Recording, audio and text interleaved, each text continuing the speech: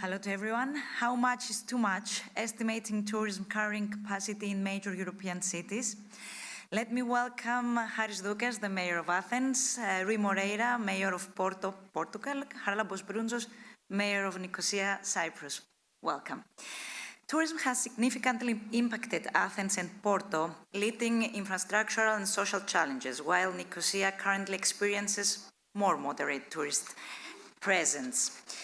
Mr. Doukas, Athens in 2024 has welcomed more than 8 million tourists.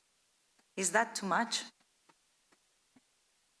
Depending on the previous years, it's too much. If we consider that within the crisis we had 2.5 million and now we have 8 million, it is too much. But in general, what our current capacity studies showed is that as an overall picture, Athens still is not considered to be a city with over-tourism, but a city that it is fragile to tourism, which means that there are areas that are oversaturated with tourism, something like around 14 to 20 neighborhoods that are stressed because of over-touristic activity. Like Plaka, Plaka, Μοναστηράκι, Εμπορικό Κέντρο, Θησίο, and these areas, Koukaki, of course, and these areas need a special treatment, while other areas, we can say that they're in a better situation. However, the study highlighted, this carrying capacity study that we elaborated, that we need to act as if we are like Barcelona, which means that we are already in a red line situation where we need to, let's say, secure that we have, of course, visitors, but we have citizens that need also specific services. You said before these areas, Monastiraki, Plaka, Koukaki, Thysio, need special treatment. What is that special treatment? We decided, we sent preliminary results to the government, and then there was a strong message because they stopped short-term rental for these specific neighborhoods. Mm-hmm. This is a first idea of what we can do when we have data-driven decisions. So we decided, the government decided, unfortunately, we need the government to decide. Still in Greece, we don't have, like in other cities around Europe, the possibility to decide ourselves. We give data and proposals, and then the government decides. So we decided to stop.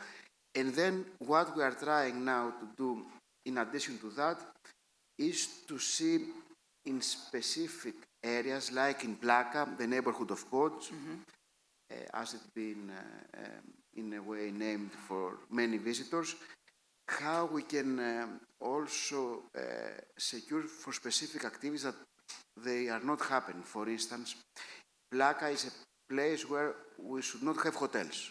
Mm-hmm.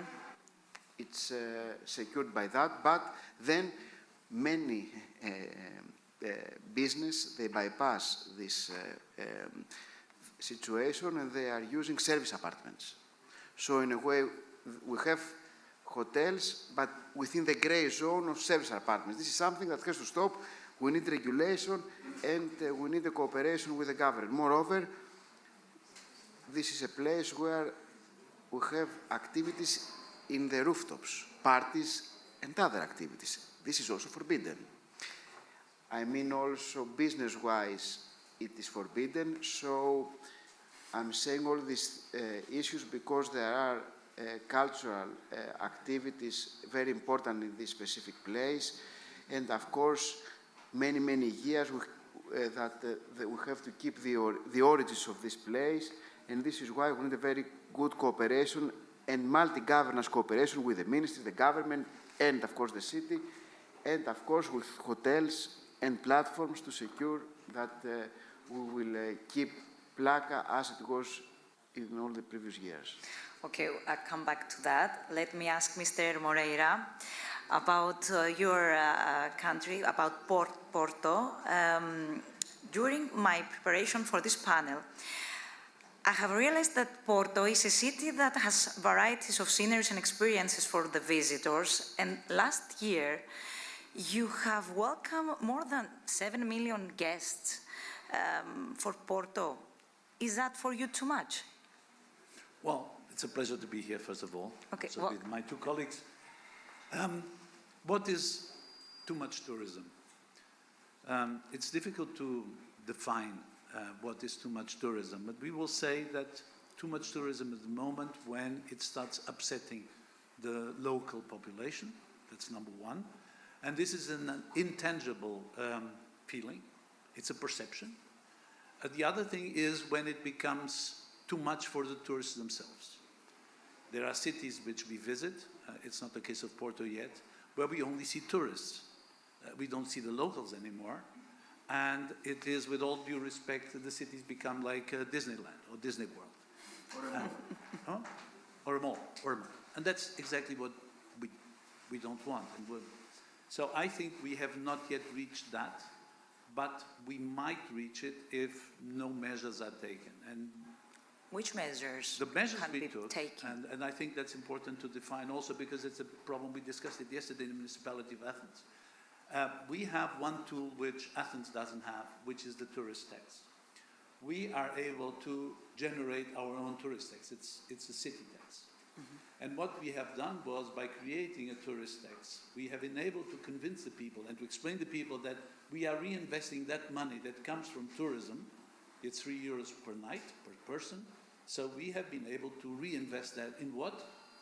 In public space and affordable housing. So what we have been trying to do is compensate on areas exactly like you have the Placa in Athens. We have the historic center, which is World Heritage. What we are doing now is really buying houses there, and so they belong to the municipality, and we are putting them in the market as affordable housing for younger couples and younger generation. So it's really like putting the seeds. You know, we are behaving a little bit like farmers in the city. So we have to implant locals so that the balance between locals and non-locals is not affected. So that's the strategy we have been trying to develop. Another thing, of course, is the activities surrounding tourism that affect the locals. Tourist transport. We have banned tourist transport from the center of the city. How do you manage to get? We manage that the buses, they have to stay in places around the city. So they walk into the city. And they can use the same as I use. They can use the underground, or they can use the city buses, or they can use taxis, or they can use Uber. But they can't use tourist transport because tourist transport affects the city very much. Not only does it affect the traffic, but it's strange for people who live in the city to see a transport which they can't use. So I'm not very popular with the tourist operators, but what we have told, okay, there are exceptions. If there are people who have walking difficulties, who have that sort of problem, then of course they can ask for a license for the day and they can bring them in. But the traditional activities that came into the city, which we didn't have, we have now in Europe, tuk-tuk. It's something that came from the Far East. Sorry, they are not allowed in the city center. We stopped it. We said it's forbidden. And that's the sort of thing you have to do, because the problem with cities is we have growth in cities, and our city has grown enormously due to tourism. We are very thankful. It enabled the city to be totally renewed. It enabled us to have a more efficient city. But it's like when kids grow very fast, they have these growing pains, the pains of growing. So you really have to adjust the city to a bigger capacity. And then, of course, the second thing is you have to spread the tourism around. And that's what we have to do, is to generate outside places like Placa. You have to generate, you can't tell the tourists, go there if there's nothing. So what we are doing with our museum is we had the museum which was concentrated, and now we are using buildings around the city and derelict areas to implant museum terminals, if you want. So if you want to see the archaeological museum, now it's in the middle of a poor neighborhood, and people go there. So you really have to expand the roots of the city, you see, because the city is a tree. So you really have to expand the roots and then hope that within the roots the city starts growing and attracting people. Because you can't tell a tourist where to go. He will go where he wants. And of course, if he goes to Paris, he wants to go to the Eiffel Tower. And we have built bridges in Porto. So people want to go and see the bridges. You can't stop that. But you can generate interest for them to look at other things, which is the other investment we have been doing. Okay. So, Mr. Prountzos, welcome to Delphi Forum. You come from the only divided capital of Europe, Nicosia, my home country as well, whereas it has been divided at 1974 by Turkish. We all know that. So this differentiates the whole planning. Nicosia is a city of approximately 300,000 population, if I'm correct. It currently experiences balanced tourist presence without major capacity problems. How do you plan to face the opposite image than Porto and Athens? First of all, thank you very much for the invitation. It's great to be here. Now we are, I would say, proportionately at the point where Athens had been back in 2015, maybe, when it started experiencing a boom in terms of the overnight stays of tourists.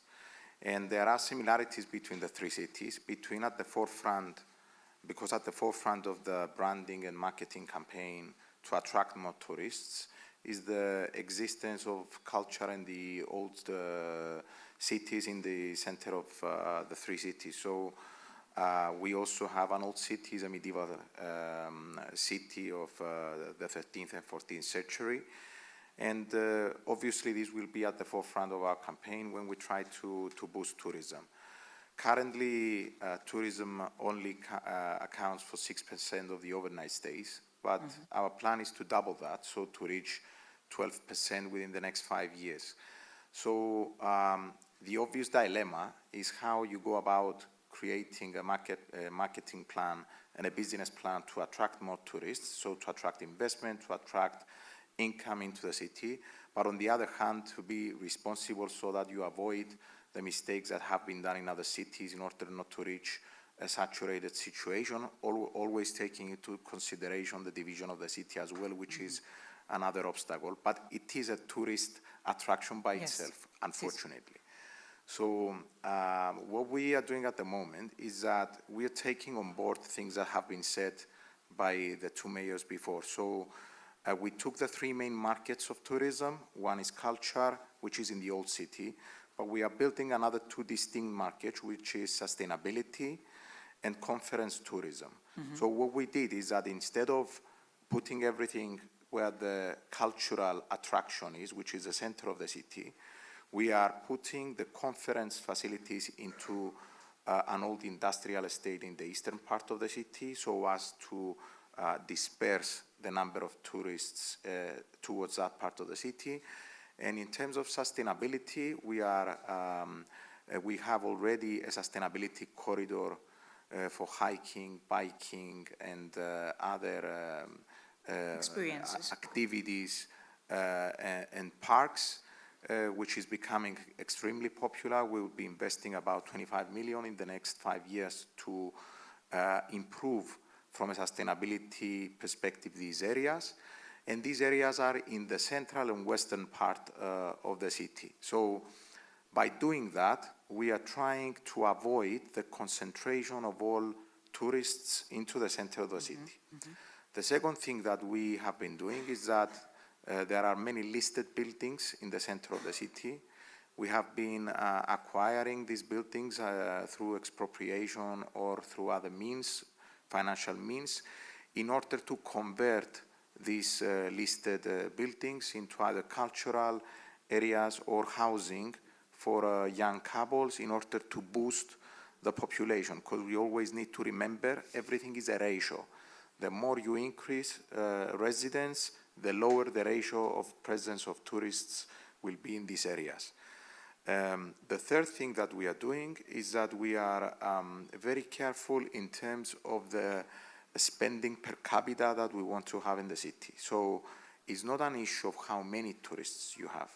It's an issue of the spending power of the people that come to your city, and the optimum level is where the per capita spending is such that you achieve your financial targets in terms of inflow of revenues for the city without having to go to significant numbers.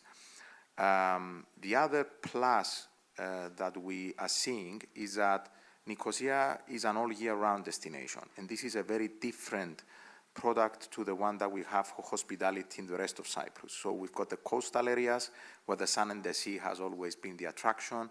For Nicosia, it's something different. So spreading visitors throughout the year is another tool to reduce large inflows in a very narrow window of the year, and hence you achieve better results.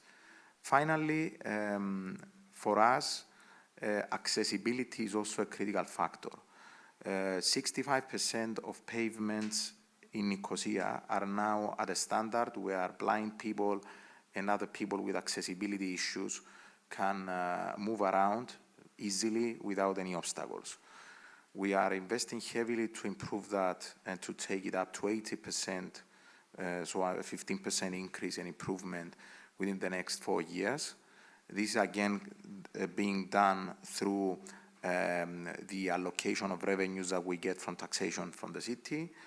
And this will also help us to address a market that is currently excluded from many tourist destinations around Europe, but it will also help the local population with such problems, which is quite high. It's 20% of the total population in Europe at the moment, to access the city as freely as tourists do. So this is what we are planning for the next few years.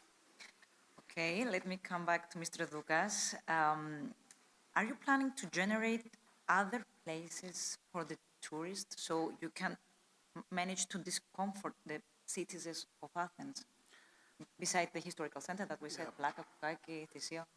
We had this discussion also this morning with Airbnb, that it might be a good idea to create more diversification. And for instance, Academia Platonos is a place with a great brand, and if we can rebrand and then be able to move some tourists there, this would be really nice. In addition to that, we are having huge regeneration projects like Botanikos, where we are building, in fact, a new city, small neighborhood, let's say, 1.5 square kilometers from the city of Athens, from Omonia. So it's not only the two stadiums, but in general parks, greening and roads and important other infrastructure. So we are trying to find ways to trigger attention of investors that would like to have hotels there and other facilities. But also important is what the mayor of Porto said, that in order to reduce the pressure, what Porto has done is really important. They stopped buses from the city center. Imagine that I will announce. Imagine that if I announce that we stop touristic buses, then I think I will have some difficulties with the tourist operators. But this is a measure that had a very important impact for visitors and for tourists, if I understood correct.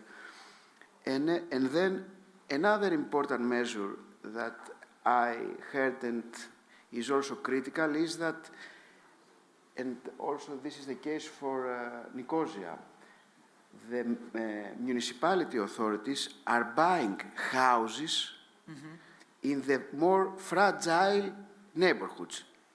Imagine that the city of Athens can buy a house in Plaka to secure then that it will not be a mall and a touristic, let's say, supermarket, whatever, but it will be a place where we'll have real residents and people living there and keeping up the flavor and the origins. So these are important ideas.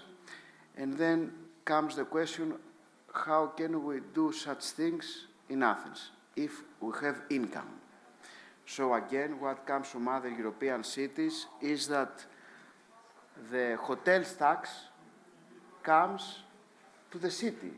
This is not the case for Athens and for other cities in Greece, where the hotel tax, it's called now this fee that we pay when we go to the hotel and goes to the central government. Now it's called resilient tax. It goes to the central government. Moreover, I heard today that Sturnara said, the Bank of Greece responsible, said that the real estate tax should be given back to the cities. This is really critical, said Sturnaras today, but this happens already in other cities. So if we could have such income, then we could have the possibilities to provide opportunities for the people living in cities, to diversify our touristic product, to rebrand other places, and then to create opportunities for sustainable tourism. Mr. Moreira, Venice last year has implemented a temporary measure ticket to enter the city for 24 days for 5 euros. This year will be 59 days for 10 euros. So they can have a control from people that they get in the city. It would be a measure that you could do in Porto? We can't do it. We don't have borders. You see, yes, of course it's you don't. easy to do. If you're an island, you can do it. And Venice is Yes. A composite of islands.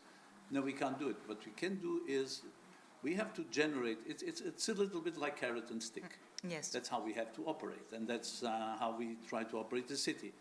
Of course, through measures like active discrimination. One of the things we have been able to is through our water company. We can supply, we have 2 different prices of water for households and for non-households. And what we have been doing is, and because hotels spend a lot of water, as you know, and Airbnbs as well, and still they have to pay more, we have a sort of form of compensation that, in fact, for the local citizens, they understand that the average payment they have for water is only 7 or 8 euros if you live in a poor neighborhood. And compared to other cities, the other cities, they pay 20 or 25, because in the case of Porto, the tourists are paying the difference. So that's the sort of thing we can do. Another thing we did was regarding the buses. We have an active discrimination regarding the prices. Our citizens under 23 don't pay to use buses or undergrounds. Over 65, they don't pay. If they have to pay, the people in between, they pay €1 a day and they can use underground, bus or whatever. But for the tourists, the price is completely different. So in that way, you bring the people to understand that tourism is, in fact, has a positive impact. We had one terrible crisis, which was the pandemic. In our city, before the pandemic, a lot of people were talking very badly about tourism. But from one day to the other, the city closed, and then, you know, I went to my barber shop and he said, I miss the tourists, Mr. Mayor, because it's the tourists that pay for the barber shop and for the laundry. And so, in a way, what we have to do is to treat tourism not as a mass product, as a unique product in the city, but to try and incorporate it in the city's activities. And if you think about our cities in the past, the 19th century cities, Athens, I'm not sure about Nicosia, but probably the same, or Porto, the people who used the city, very often, they came from the outskirts. They were, in a way, tourists. They brought goods, agricultural goods. They brought even cows and horses and food. They came to the city to buy. It was in the cities that they could find their activity, and then they would go back. And in fact, cities adjusted themselves to this sort of trend. Cities have always been a place where people come and go. The only thing is, in those days, they came from 30 kilometers away, and now they come from 3,000 kilometers away. So we just have to handle it like that. We can't make it a big deal. But that's how cities were built. The history of European cities has to do with that, market cities. So we are market cities in which the clients, they just live a bit further away. We can't make it a big drama. We just have to adjust. How do you face the Airbnb problem? What we did with the Airbnb problem is we have defined areas of contention. So we looked at the city, we made a study, divided the city, if you want, in squares, and we defined that in certain areas, in certain parts of the city, there is an excessive pressure, and we froze. So we don't allow any more licenses there.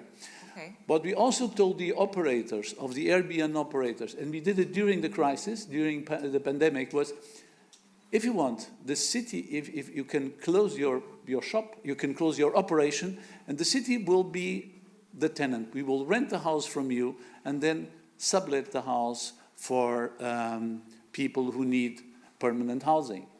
The good thing about that is very often someone who has one house, if he wants to put it on a long-term rental, he's afraid that he's not going to collect the rent, and nobody is going to fire the people who's there. If the city is guaranteeing his rent, and what we did is, if they give the city their house as in rental, they pay zero tax.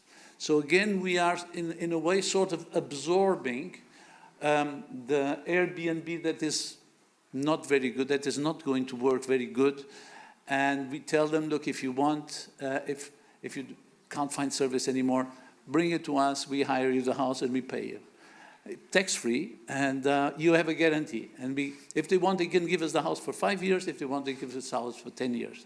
And we guarantee at the end of the 10 years, we will deliver the house well-maintained. So that's a sort of trend that in other European cities, in Germany, they are doing precisely the same. So we don't invent anything. But you implement it. We talk a lot between mayors. That's how we learn from each other. Is that something that we could do in Athens, Mr. Doukas? I think that the mayor of Porto, it's 14 years. 12 years. 12 years. So he has very important interventions, but in my point of view, the most critical is that we have the authority to proceed with such measures. And I'm saying that because even if I would like to proceed with such approaches, this would not be my decision. This would be a proposal to the minister, to the government, and then should have an approval, and then, in fact, the decision should be of the government. So what I'm understanding is that, yes, so we can make, of course, proposals, but in my point of view, the most critical is to have the power to create opportunities for diversification and for creating value. And what we understood in the carrying capacity study, because we had many questionnaires to citizens, the citizens don't feel that tourists are something bad. Of course, there are oversaturated areas like Plaka, Monastiraki, etc., but in general, this is not the idea. So what we need to do is to create offset activities, which means that the tourist industry could have also clear added value, societal and environmental. So we're discussing, for instance, with platforms, with hotels, with the airport, and we are trying to press them that we would like to have tourists, but then, based on your income, you could create activities with us that have a positive societal environmental impact. And I will give you one example. Yes. One example. We had this earthquake in Santorini, and we had many people there that moved to Athens, and they didn't have a place to live. So we then immediately contacted Airbnb, and for 1 month plus, we had something like 70 families for free living in apartments that were provided. Of course, we coordinated the city of Athens that Airbnb provided for free. So then this is an example, an idea of working together and have platforms. And the Airbnb problem, which in fact is the short-term rental problem, with a clear societal value. So we are working in this respect, and we consider that this is critical final comment. We are thinking also to have a body, an organization for buildings, for municipal buildings. This is something critical because we need to manage our buildings and then have opportunities to create also apartments for social housing, because this is the most challenging issue. When you have tourists, you have short-term rental, then you have increased rents and then difficulties for families. So to create thus a balance, you need houses, and the city authority as Athens, we would like to provide houses for families and for young people. Mr. Prountzos, in Nicosia, how do you face Airbnb? It might be not a problem, but I don't know if tourists or students, or I don't know, they prefer the Airbnb than other places to stay, let's say hotels or boutique hotels? Yeah, I think that if you want to, I mean, as city leaders, we have to have a preemptive strategy instead of a strategy that will simply follow developments. So if you want to resolve issues, you need to make difficult decisions before the problem reaches a saturation point. So in terms of Airbnb, it is an issue that is of concern because, number one, we had significant investments from real estate investors post-financial crisis, which are now putting into the market these investments by way of STRs, short-term rentals, either for residential or for tourist purposes. And we want to monitor the figures so that they are acceptable for social cohesion purposes. And also we see Airbnb positively as a tool,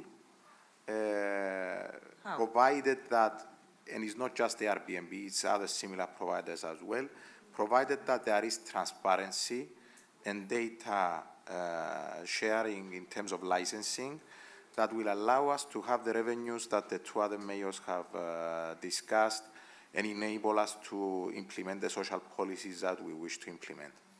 Currently, another measure that for us is very important is to utilize idle properties. So in all cities, traditionally, the building stock, especially in the city centers, is the oldest one. So there are many common buildings of common ownership, flats or single houses that are currently unutilized. And previously, there was a policy in the municipality which even exonerated the owners from certain city taxation, for instance, waste management taxation. We said that this policy was completely to the opposite direction to the one we wish to have, both in terms of increasing our capacity for tourist purposes, but predominantly in order to increase the housing, the affordable housing stock for our citizens. So what we are currently doing is that we have proposed to the government an idle tax, a tax on idle property, both plots, flats, and shops, in order to ensure that we will have affordable cost per meter for ownership of housing and affordable rental prices for rental properties. It's not a very popular decision for the few owners of such properties in city centers, and our data shows that the number is actually quite limited. This is the irony, but it's something that you need for the wider society, and it's a great financial development and economic activity boosting tool. So I think we are reaching a point where the central government also recognizes this need, but the catch is that we want this tax to be allocated to the city and not to the central government. I think financial capability of cities is critical in order to address the issues created by over-tourism or by affordable housing supply. If a city is desperate for money, then it's more prone to the pushover, let's say, by tour operators, by hoteliers, or even by organizations like Airbnb. What we're seeing now is that after a few years, we see cities truly raising their profile and their status in order to have a fairer bargaining power vis-à-vis these groups, not in a bad way, but in a mutually beneficial way. Why? Because in the following years, it's already happening, but in the following years, sustainability will be a critical part, a critical element for the choice of destination. We see that happening already, especially in countries of Western Europe, especially in countries of Northern Europe. The environmental footprint per tourist is a critical factor for choice of destination. And at the end of the day, it boils down to the difference between tourism and hospitality. Philoxenia, you know, it's a Greek word, it's a lovely Greek word, which sets the tone and the difference between a tourist, which many times has a negative connotation, and hospitality, which is essentially opening your arms, as Mr. Moreira said, to accept people in your own city. I think what we are looking at is to have less tourism and more hospitality. Thank you so much, gentlemen, for this great conversation.